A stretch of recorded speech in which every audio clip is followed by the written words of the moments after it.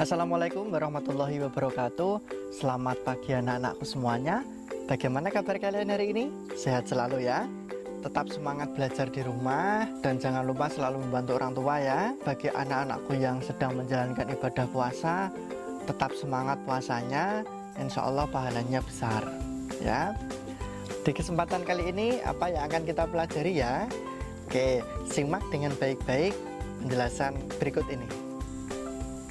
Hai teman-teman, Hai. berjumpa lagi di Rumah Belajar. Di sini banyak pengetahuan yang berguna bagi kita semua. Yuk kita masuk dengan menekan tombol pintu. Nah, di sini kita akan mempelajari hubungan sumber daya alam dengan kegiatan ekonomi masyarakat. Itu yang akan kita pelajari. Ayo kita masuk ke pintunya. Nah, kita berada di ruang belajar. Ayo pilih menu yang kamu inginkan. Nah, kita lihat dulu ya kompetensinya. Nah, di sini anak-anakku semuanya diharapkan dapat yang pertama menyebutkan bentuk kegiatan ekonomi masyarakat, yang kedua menjelaskan pengaruh kondisi alam terhadap kegiatan ekonomi masyarakat. Kita langsung masuk ke materi. Oke, topik apa yang ingin kamu pelajari? Klik saja menu yang kamu inginkan. Kita ke pendahuluan dulu ya. Kita akan mempelajari berbagai macam bentuk kegiatan ekonomi masyarakat serta pengaruh kondisi alam terhadap kegiatan ekonomi masyarakat. Itu tadi pendahuluannya. Sekarang kita masuk ke materi bentuk kegiatan ekonomi masyarakat. Masyarakat memanfaatkan sumber daya alam di sekitarnya untuk memenuhi kebutuhan hidupnya. Sumber daya alam memiliki nilai ekonomi setelah kita mengolahnya. Beberapa sumber daya alam yang dimanfaatkan untuk kegiatan ekonomi seperti hasil pertanian, perkebunan, peternakan, perikanan, dan perindustrian. Kita cek satu-satu ya. Apa penjelasan dari pertanian? Sebagian besar masyarakat yang tinggal di pedesaan bekerja sebagai petani. Hasil pertaniannya antara lain padi, jagung, ketela, ubi, kacang dan kedelai, cabai, dan semangka. Itu tadi pertanian. Kita lanjut yang perindustrian. Industri adalah usaha mengolah bahan baku menjadi barang setengah jadi atau menjadi barang yang lebih kegunaannya. Kegiatan industri dapat dilakukan di pabrik atau di rumah. Kegiatan industri yang dilakukan di pabrik umumnya menggunakan mesin yang modern. Contoh industri kertas, industri kayu lapis, industri elektronika, dan industri tekstil. Kegiatan industri yang dilakukan di rumah disebut industri rumah tangga. Contoh industri anyaman rotan, kerajinan tembikar, batik, dan anyaman bambu. Itu penjelasan dari perindustrian.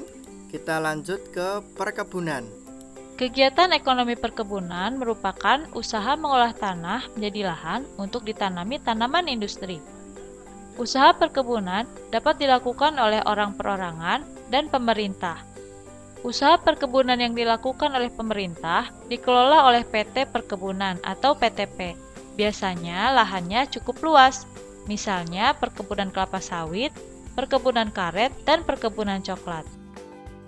Perkebunan yang dilakukan oleh orang perorangan biasanya lahannya tidak terlalu luas, misalnya kebun kelapa, kebun kopi, dan kebun cengkeh. Nah, itu tadi penjelasan dari perkebunan. Kita lanjut ke peternakan. Oke. Berikut penjelasannya. Usaha dalam mengelola sumber daya hewani dilakukan dengan cara beternak. Usaha peternakan yang dikelola oleh perusahaan, hewan ternaknya dalam jumlah besar. Misalnya peternakan sapi perah, kambing, kuda, lebah, dan kerbau.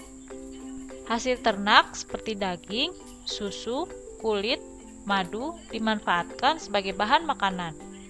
Usaha peternakan yang dilakukan oleh orang perorangan biasanya hewan ternaknya dalam jumlah kecil, misalnya peternakan sapi, kambing, ayam, dan itik. Hasil ternak seperti daging ayam, itik, telur dimanfaatkan sebagai bahan makanan. Oke, itu tadi penjelasan dari peternakan. Kita lanjut ke perikanan. Siap ya? Perikanan adalah kegiatan manusia yang berhubungan dengan pengelolaan dan pemanfaatan sumber daya hayati perairan. Para nelayan menangkap ikan di laut. Hasil perikanan laut misalnya teri, tongkol, cakalang, kakap, dan sebagainya. Di samping itu, ada juga penduduk melakukan budidaya ikan di kolam air tawar dan tambak. Perikanan air tawar menghasilkan ikan mas, lele, mujair, gurame, dan tawes. Sedangkan hasil tambak yaitu udang dan bandeng. Ada beberapa penduduk menangkap ikan di sungai dan di danau. Itu tadi penjelasan dari perikanan, berarti sudah semua ya, pertanian, perindustrian, perkebunan, peternakan, dan perikanan, sudah semua. Nah, sekarang kita lanjut ke pengaruh kondisi alam terhadap kegiatan ekonomi. Apa pengaruhnya kondisi alam dan kegiatan ekonomi masyarakatnya? Kita simak bersama-sama. Mata pencaharian penduduk menyesuaikan dengan kondisi alam seperti daerah dataran rendah, dataran tinggi, dan pantai. Nah, ini ada 3. Yang pertama dataran tinggi, dataran rendah, dan pantai. Kita simak yang pertama ya, kita simak dataran tinggi. Kehidupan penduduk dataran tinggi di daerah pedesaan melakukan kegiatan ekonomi perkebunan, misalnya perkebunan coklat, teh, kopi, tembakau, dan pertanian hortikultura, yaitu sayuran, buah-buahan, dan tanaman hias. Selain itu, karena udaranya sejuk dan segar, banyak penduduk perkotaan mendirikan usaha perhotelan dan tempat peristirahatan. Itu tadi penjelasan di dataran tinggi. Kita lanjut ke dataran rendah. Kehidupan penduduk dataran rendah di daerah pedesaan pada umumnya melakukan kegiatan pertanian dengan cara bersawah, budidaya ikan, dan beternak. Sedangkan kehidupan penduduk dataran rendah di daerah perkotaan pada umumnya melakukan kegiatan perdagangan dan industri. Baik anak-anakku semuanya, itu tadi yang dataran rendah. Sekarang kita lanjut yang pantai. Simak dengan baik-baik ya. Masyarakat yang tinggal di pesisir pantai memanfaatkan pantai sebagai tempat kegiatan ekonomi, penangkapan ikan di laut, budidaya rumput laut, pengolahan garam, perikanan payau seperti bandeng, udang, dan sebagai tempat wisata. Itu tadi penjelasan dari di daerah pantai. Nah, itu tadi pengaruh kondisi alam terhadap kegiatan ekonomi. Nah, tadi kita sudah mendapatkan penjelasan bentuk kegiatan ekonomi masyarakat, pengaruh kondisi alam terhadap kegiatan ekonomi. Sekarang kita masuk ke latihan, oke?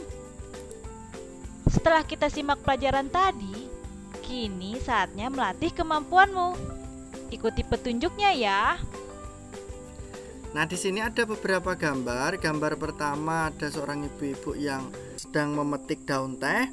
Gambar yang kedua petani sedang membersihkan rumput. Gambar yang ketiga nelayan sedang mencari ikan. Kita pasangkan gambar yang pertama. Di mana kira-kira ini ya? Kita coba ya. Dataran rendah kita ke petani.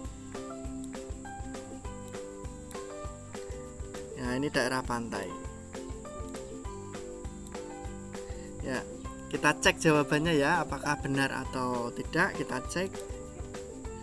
Ya, good job, betul sekali jawabannya. Selanjutnya kita akan simulasi. Yuk kita coba-coba di ruang simulasi ini. Ikuti petunjuknya ya. Nah, pasangkan gambar yang tepat dari kotak sebelah kanan ke kotak sebelah kiri. Kita coba ke sini. Enggak mau. Ya, ini ada kayu. Kita coba ke sebelah perindustrian. Enggak mau lagi. Ya, ini ada kopi. Kita drag ke sini. Ya, ini ada ayam, pertanian atau peternakan. Nah, kita coba dulu ke sini. Nah, ini ada gambar padi, kita coba di sini. Enggak mau lagi. Nah, sudah selesai. Kita coba, kita cek jawabannya apakah benar atau salah. Oh, ternyata benar. Good job semua. Itulah anak-anakku semuanya, tadi kita sudah belajar tentang hubungan sumber daya alam dengan kegiatan ekonomi masyarakat. Cukup sekian pembelajaran kita di pagi hari ini. Sampai ketemu di lain waktu. Wassalamualaikum warahmatullahi wabarakatuh.